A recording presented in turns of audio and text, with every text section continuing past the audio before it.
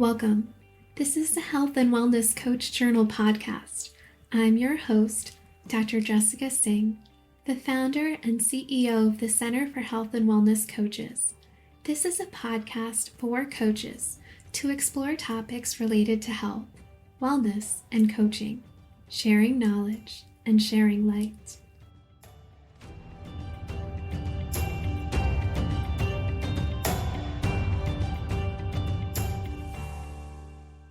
Drawing from her professional background and personal journey, Aimee discovered a passion for bodywork and holistic health, which led her to pursue training as a massage therapist. Her work naturally evolved into coaching as she recognized the profound connection between physical well-being and emotional balance. Now, in addition to being a licensed massage therapist, she is a national board certified health and wellness coach with a passion for helping women thrive. She holds 4 certifications, including 3 from Chopra as a meditation teacher, health instructor, and a total well-being coach, as well as the Duke certification as a health and well-being coach. As the CEO and co-founder of Mountain Lotus Wellbeing, Aimee is dedicated to empowering women to cultivate a balanced and vibrant life, radiate confidence, energy, and joy where it matters most.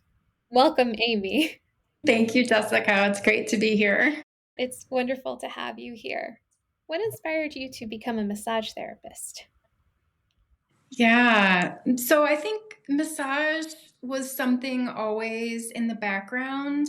I was always kind of interested in it, but I became a very young mom early in my life. And so I was dedicated to having a steady paycheck. And so massage therapy does not provide a steady paycheck. And so I was just on a path to climb the corporate ladder and just create a career that I thought that I loved and enjoyed. And unfortunately, the first time I thought about massage therapy, the timing wasn't right. And the second time I thought about massage therapy, the timing also wasn't right. But as they say, the third time's the charm. And so I was going through a lot of changes in my career. I was feeling really burned out. I just wasn't really loving what I did. And I learned a lot about what I valued. And some of the things that I valued was relationships. And my job was changing so much that some of that went away. And simultaneously, because I believe that there are no accidents, I also injured my back. And I started to try and find a massage therapist because I had always viewed massage as, oh, you get one for your birthday or a special occasion, right? You go to the spa, things like that. So I didn't really understand massage that actually helped me, and it was really hard to find someone. So those two things combined led me down a path where I was fortunate enough where my husband was like, if this is what you want to do, then I 100% support you. And so I quit my job and found a massage school, and we moved to Bozeman, Montana, and I went to massage school and became a massage therapist. It's amazing how we can plan to do something, and like you said, third time's a charm. It's like these seeds almost get planted, and when they manifest, it's like just life has to happen for the seed to bloom. That's exactly how it felt. Yes.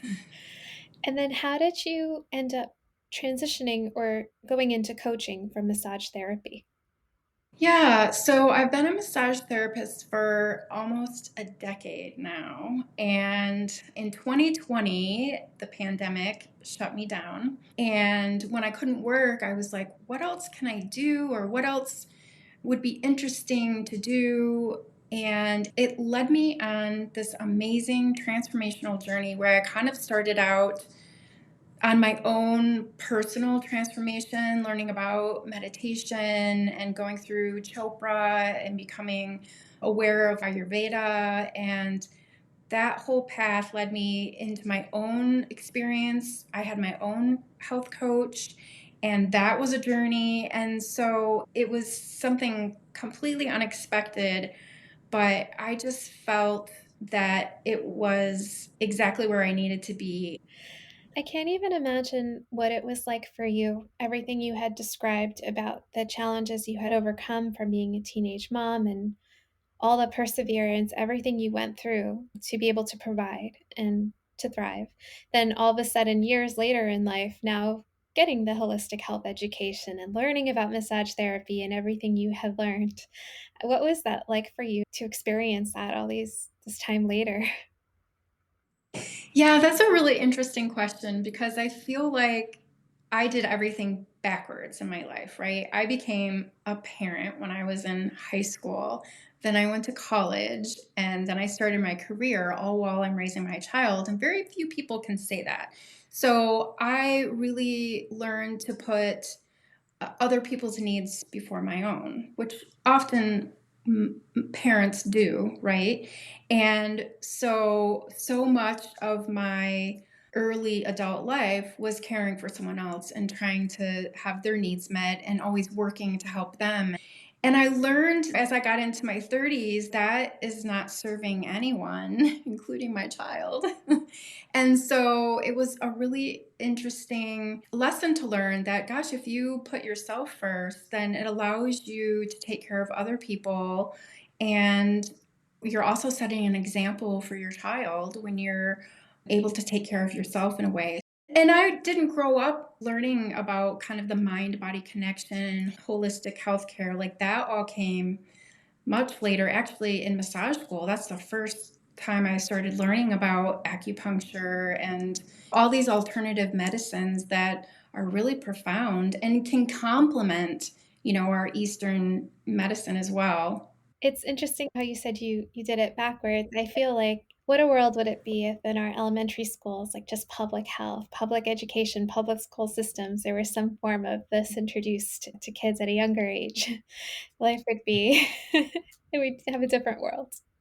Absolutely. I have had that same thought. Yes, it sure would. And then when you had mentioned about the things you started learning in your journey to become a massage therapist, can you share that journey a bit? Because to be very honest with you, I've also had like that same notion, oh, it's a birthday, or maybe that's like a really luxurious treat to go get a massage. And then only recently did I start understanding it as really another holistic health and healing modality, the power of the healing touch and all of those things. And so, what exactly is the journey to becoming a massage therapist? What does it require? Yeah, so each state is different. So I can just tell you my experience, although my journey started in Montana and I now live in Colorado. So at the time, the state of Colorado just required you to have 500 hours of education. Different states have different requirements. I think New York requires 1,000 hours, and Colorado used to require 500, but they recently just increased that to 650. So choosing a school where it meets that requirement, obviously. And the school that I chose doubled that requirement. It was 1,000 hours because I wanted to learn as much as I could in school. And so my program was a year long, 1,000 hours, and it had everything, and I loved it. Unfortunately, it's no longer open, which is sad. But after you graduate from massage school, then you apply to take what's called the MBLEX. It's the Massage and Bodywork Licensing Exam, and it's administered by the Federation of State Massage Therapy Board. And it's 100 multiple choice questions, and it has lots of questions about anatomy and physiology and kinesiology and ethics. And it's a really stressful exam, but once you pass that, then that allows you to become a licensed massage therapist. So, obviously, it's a lot of work, a timeline. Like you said, yours was a one-year program. I'm assuming through certification usually must take more than a year to prepare for the exam and get the experience you need. Well, sadly, it's unlike the coaching exam. They don't require you to, I graduated in August and took the exam the next month. Okay. And obviously, the coaching scope of practice we know as coaches. What is a massage therapist scope of practice? So, what does it enable you to do? Yeah, so it allows us to actually manipulate muscles, tendons, and fascia. And all of that is to help people reduce pain, increase blood circulation, and also release those good endorphins that people always talk about after getting a massage. They feel really relaxed. So it allows you to do that. Like coaching, though, we do not diagnose, we don't advise. I have people who ask me questions all the time, but that's not something we do. We also don't do any sort of acupuncture with the needles. You can do acupressure, which is something different. And then we don't do any sort of chiropractic adjustments. So those are some things within the scope of practice. Thank you so much for sharing. And it's so wonderful to have you here because as coaches, we are part of our healthcare team. And so much of us, we're passionate about really building holistic health and wellness. And that requires us to learn these modalities as many as we can that exist and when they might be useful and when to refer. So it's really helpful to have these conversations. And I'm grateful to be here with you to learn more about it and to share more awareness about this with fellow coaches and providers and whoever's listening to this podcast. Yeah, I'm honored to be here because it's something that needs to be talked about. There's a lot of research that is out there that talks exactly what you're talking about, how massage therapists are actually part of a care team and they consult with physicians and they're making a huge difference in patient outcomes. And I don't know that's being talked about as much as it should be. So thank you for having me.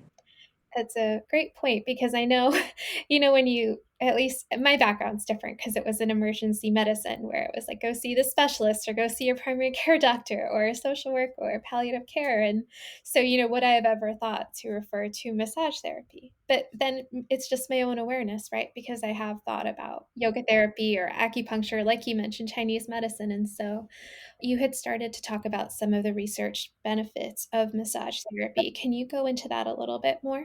Yeah, there's the American Massage Therapy Association and then the American Massage and Bodywork Association. But the AMTA, they actually have on their website a really interesting article that has a lot of case studies and a lot of research in there. And they talk a lot about how massage is part of an integrative care approach and also how it can help reduce pain.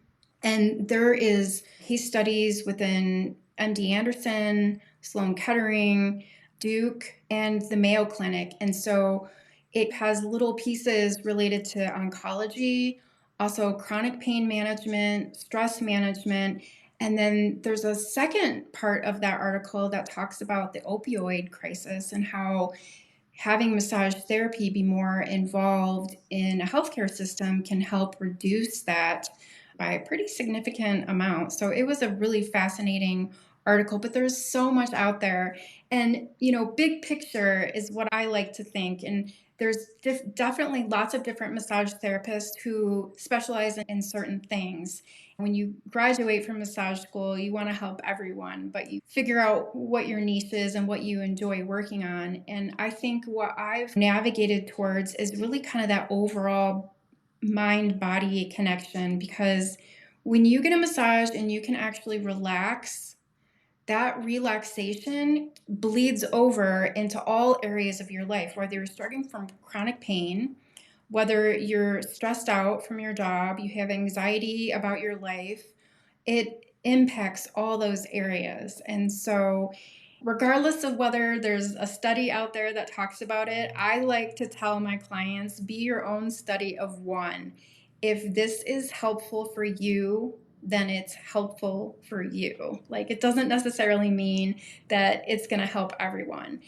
And I also have people who have never experienced massage before. And whenever they come, I always like to tell them it's kind of like pizza, right? There's deep dish, there's thin crust.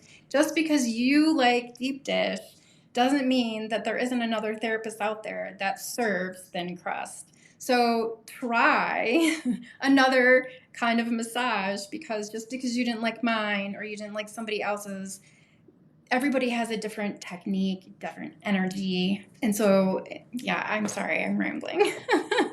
I love the pizza analogy. I also find it very powerful, be your own N of one, be your own study of one, because, so much, unfortunately, I mean, this is a whole other conversation, but there are limitations of research, even though it's done tremendous. And what's for one small population study does not mean it's relevant to everyone, even though often that's how things are done. And so, completely love that be your own N of one. And you had talked about the health benefits, and too, just especially with COVID, I know that was big. for you in your transition, the loneliness and isolation we have, and then when you just go to a massage and you feel that healing, like someone else just giving that energy and touching you in a way that's nurturing, that's not usually often a touch, I feel that many people get to experience, so it seems like such a special gift. It is. And when you talk about the pandemic, that's when I think massage exploded for me here, is that there were a lot of massage therapists that quit because they were afraid or moved or whatever their situation. But people came back and they were like, they missed it. And it was so interesting because there are different clients who they come for kind of the social aspect. Like sometimes I feel like I'm a bartender, right? They tell me all their problems. But then there's also elderly people who come and they just want to visit or they want some companionship. I mean, that's not the right term I would use, but it's both, right? It's that therapeutic touch, especially if somebody lives alone and or they're single or there's that energetic, it's almost like a massage could be like a warm hug. I mean, so yeah, there's a lot of different components to a massage. I also love the fact that as you were going through and stating some of the different benefits of massage and health proven benefits of massage, I noticed specifically cancer comes up. And, as physicians, you have to be really careful with cancer, right? Because then you always want to avoid spreading something inadvertently. And so I didn't realize until speaking with you, actually, that there was a special training for that in massage. So would you be able to share a little bit more about that? Yeah, unfortunately, that's not something I do, but I do know that it exists. There's an organization called the Society for Oncology Massage, and they have an entire website where you can actually find massage therapists that have studied in this area and that have this oncology massage certificate training. And yeah, the article that I mentioned earlier on the AMTA, there were several studies in there about the benefits because again, if someone's dealing from side effects from chemotherapy, whether it's they can't sleep or they're in pain, plus there's a lot of stress related to cancer and the treatment. And so massage in that way can really help mitigate some of those side effects. And so I would point back to that research, but yes, I haven't really had a lot of experience. I always, if somebody comes to me and they have a history of it, I always make sure that, their doctors, there's a note that says it's okay that they receive massage. But I think there was some miscommunication early on about how a massage could be contraindicated for people who have cancer. But I think some of that has changed. Yeah, and obviously, like you had said, just having the training, and it's nice to know that resource exists. Thanks for sharing it. And then speaking of massage therapy and when it's indicated, are you able to share some contraindications to massage therapy? Yes. So some people think that you can get a massage anytime, right? But actually, you want to be aware of some things that would be contraindicated. So, for example, if you're just not feeling well, yeah, if you have a cold, things like that, especially when you're laying face down and the face cradle is on some of your sinuses, that's not comfortable. And also, any sort of skin conditions, if you are feeling dizzy at all, if you have any sort of uncontrolled hypertension, if you have blood clots, being under the influence of alcohol or drugs, that is also not advisable. And there's always an intake form that massage therapists have clients fill out. And it's really important that you fill that out and put the medications that you are taking because there are some medications where massage therapists need to be aware of, like, for example, blood thinners. People can bruise really easily when they're on blood thinners. So those are just some of the major ones, and I apologize if I may have missed one or two. No, it's nice to know, right? It's nice to know because I know as coaches, our scope of practice is just to we're not diagnosing, giving medical advice, or any of that, but in terms of raising awareness or helping facilitate, would this be a resource that the person being coached might want to think about, then they can explore it for themselves. But obviously, it's so important for us to know when we can when it's right or more appropriate to refer somebody. Yep. Yeah. So we had talked about the benefits of massage therapy and the contraindications to massage therapy. As you do your work now as a coach, how do you utilize massage therapy in your practice? You're still practicing as massage therapists. Do you integrate them both together? Do them separately? What do you just find yourself doing? Well, that's a good question. I'm still continuing to do both separately, but as I have started to really think about my coaching practice specifically and trying to really find my niche or who my ideal client is, I'm really drawn to helping women. And so I have recently been thinking, how can I blend the two? How can I come up with some sort of like 45-minute coaching with a 45-minute massage? I think there could be some really benefit to that. And so I'm just kind of starting to play with the thought of that. But I have to be honest with you, it's been really challenging to build a coaching practice. It's a lot more challenging than I thought. And some of that is the awareness that I've heard lots of your guests even talk about, right? It's hard to explain what coaching is. And so, as a massage therapist, people know when they need a massage. Their neck hurts, their back hurts, they've got some issue. They're like, oh, I need a massage. But people don't always know when they need coaching. And coaching is such a unique experience. You don't know what it is, and you don't know that you need it until you actually go through it and experience it yourself. And then you can talk to other people about it. So I'm still trying to find my way through this coaching massage experience. It's interesting because I know, like in your case, of transitioning into coaching. And so, how do you combine those fields? And especially when one is a regulated field, massage therapy, you're a licensed massage therapist, and health and wellness coaching isn't. So, then I'm sure there's a lot of ethics that also that you see in massage therapy. And that must be a little bit different than what we see in coaching, but a lot of similarities, I imagine.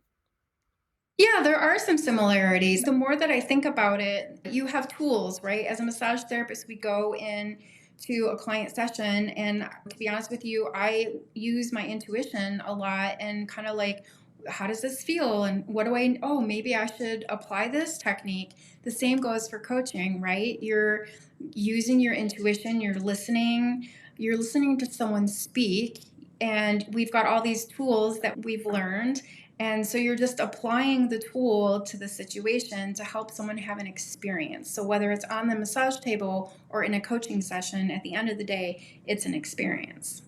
And it's the most intimate in massage, you have that there's this emotional, physical intimacy there, literally, because someone is vulnerable, either supine or prone on the table in front of you. And in coaching, it's like this psychological safety we have to provide to get that. And it is very vulnerable. There is a lot of intimacy there, not in the romantic sense, obviously, but I mean, that psychological safety has to be there in order for any transformation to occur.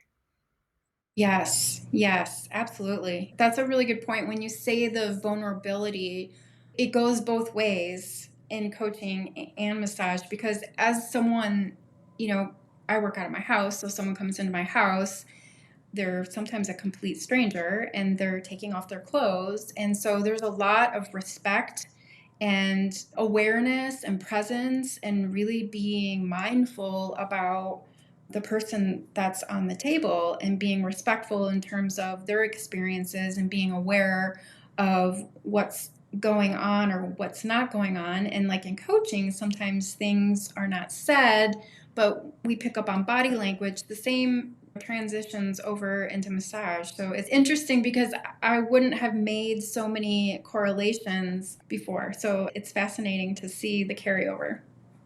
It's also interesting what you said, which is the challenge of building a coaching practice. And that's something that so many coaches face. Because when you go to coach training, it's such this inspiring transformation that occurs. We are like learning about motivational interviewing and we undergo so much transformation ourselves. And it's like when you graduate, you're ready to take on the world. And then you get out and you're like, wait a second, what do I do? Yes. And unfortunately, there's not a lot of conversation about some of that. And I think you and I have talked about this. And I think what I've learned though, is that I'm just really honest about where I'm at. And I think that it's really important to own my experience and own my story, because I think that has evolved, and I know that whatever I'm meant to do is going to evolve. My own life experiences have shown me that. And so even though I graduated from massage school and thought I would be one way, I'm a completely different therapist than I was 10 years ago. And I think the same is going to hold true for coaching. I want to help everyone. I'm like, oh, that's probably not practical. And so I'm just trying to really be open minded and be honest about where I'm at and be authentic. Yeah.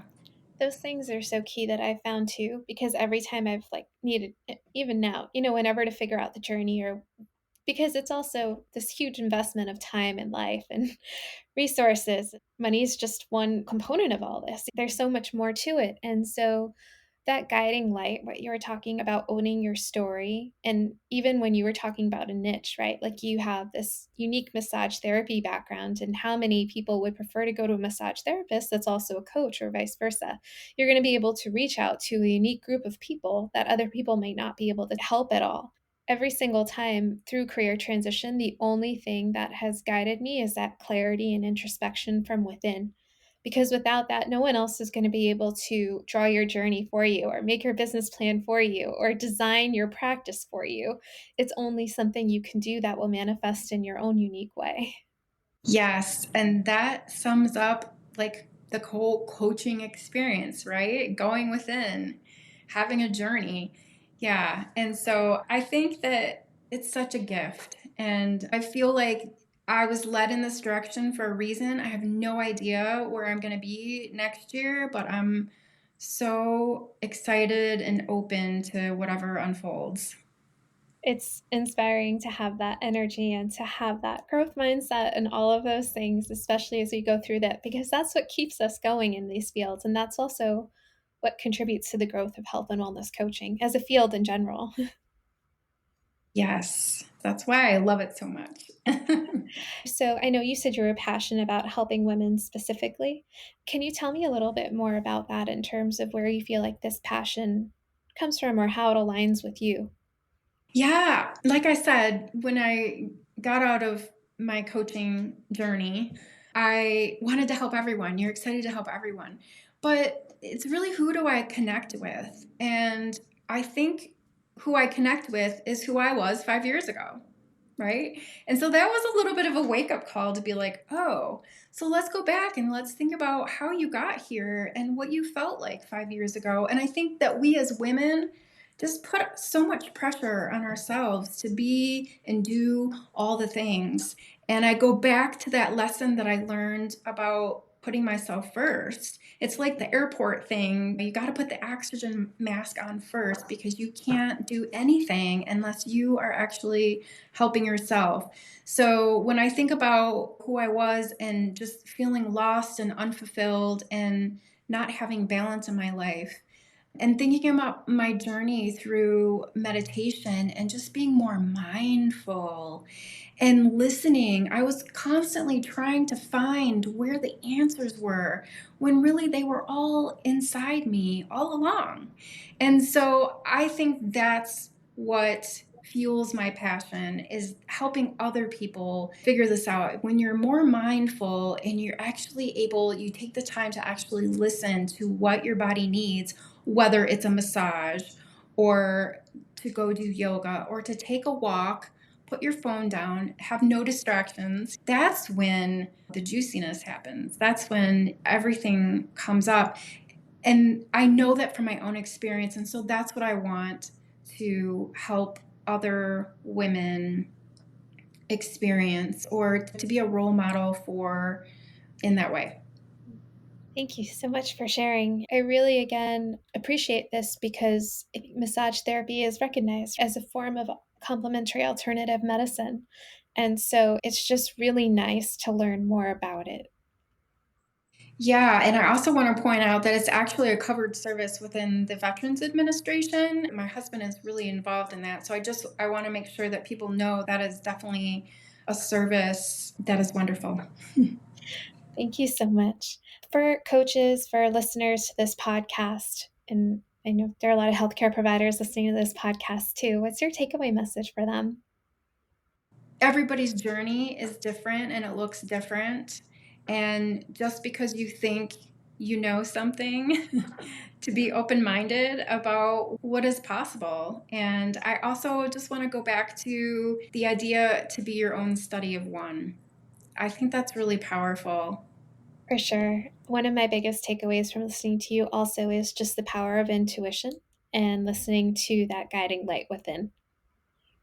Yes, yes, always. Everybody has it. And the beauty of healing or just our life journeys that happens when we get to listen. Yes, yeah, that is also a gift. Thank you so much, Aimee. It was a pleasure having you here today. Thank you, Jessica. I love everything you're doing. I'm so grateful for you.